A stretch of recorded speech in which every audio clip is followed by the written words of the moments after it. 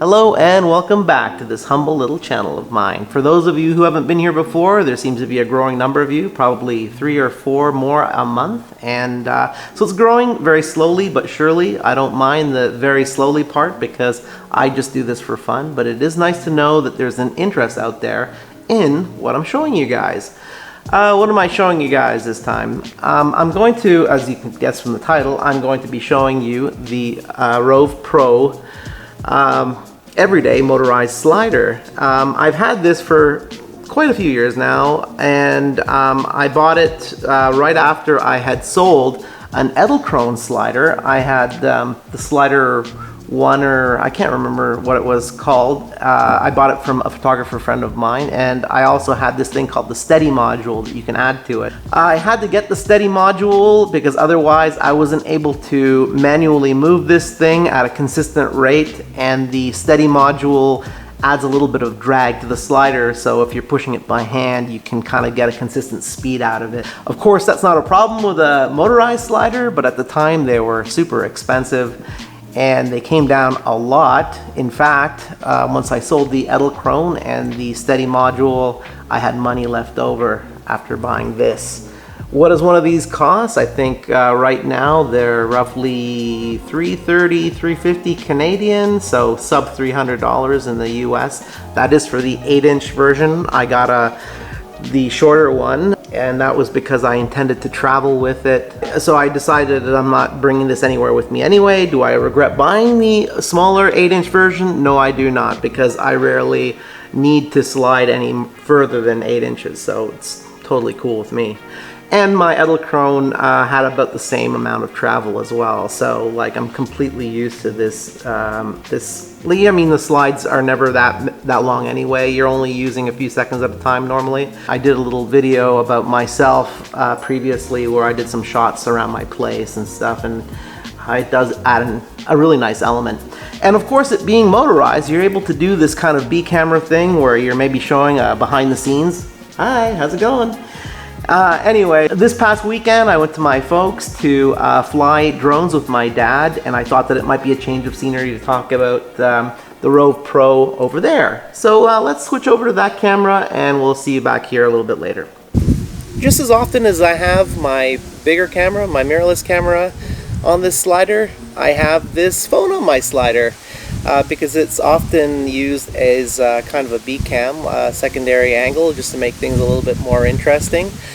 I've got the Andover clamp on here right now, but the slider does come with a clamp, and that's just as good. I just happen to have the Andover clamp on here now because it's the one I keep in my camera bag. Anyway, it works excellent as a B-cam this way, especially with the quality of phone cameras getting to the level they are at now. It's almost indiscernible sometimes switching between my main camera and my phone. There are also these little pads underneath that I can't use most of the time because I have this quick release plate, because often this thing will be on a tripod.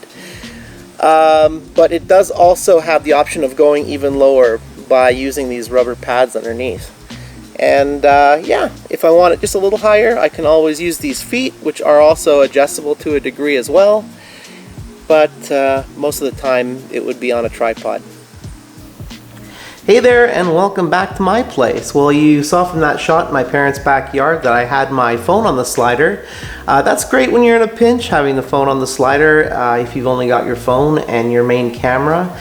But ideally, your phone wouldn't be on the slider. You'd be using your phone to control the slider. Yes, because it is an app-enabled slider. Of course it is.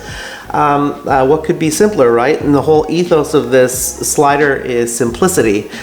And part of that simplicity is actually that it's only got one button on it, and that one button is all you need because everything else is here in the app.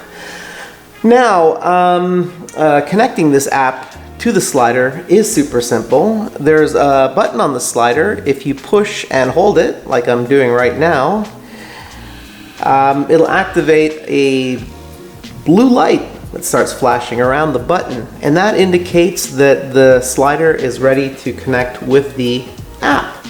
And then after that, you just choose which slider you're using. This one on top is the the Rove Pro, and the one underneath is the regular Rove that handles just like phones and point and shoot cameras, and you've got the heavier cameras that work with the Rove Pro.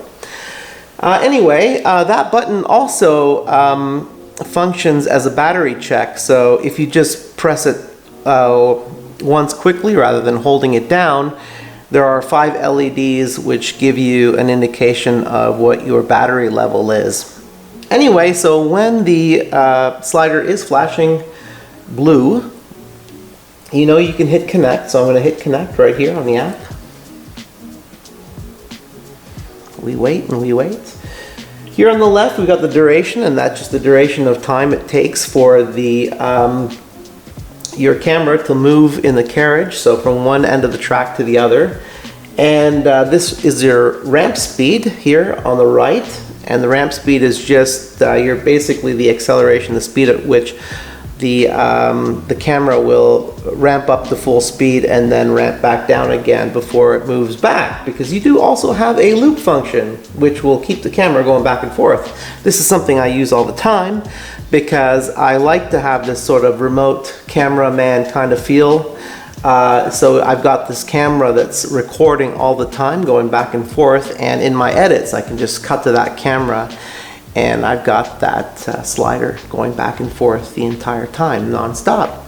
So the only negative, which really isn't even a big deal, I'll charge it to 100% before I put it away, and then like 2 months later or 3 months later I'll take it out and there's something in the slider that drains the battery over time. I'm not sure what it is, but if you're going to be going on an important shoot or something like that, just make certain that the night before you're charging it up to 100%. Now, if you're going away for like 2 weeks and you've charged this thing, there's a possibility you'll never have to charge it that entire 2 weeks. The battery lasts a very long time.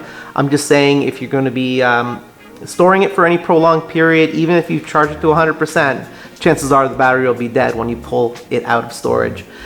Just from my own experience. The only negative that I've had, and I'm not getting paid obviously by Rhino to say anything, because there are only a limited number of you guys watching, whom I very much appreciate.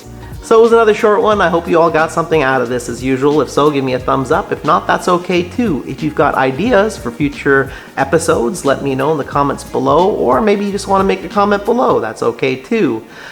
If you want to make sure you don't miss any of these, subscribe if you haven't already. Hit that notification bell, or not. And until next time, keep working to make your chosen idea a reality. All right, peace.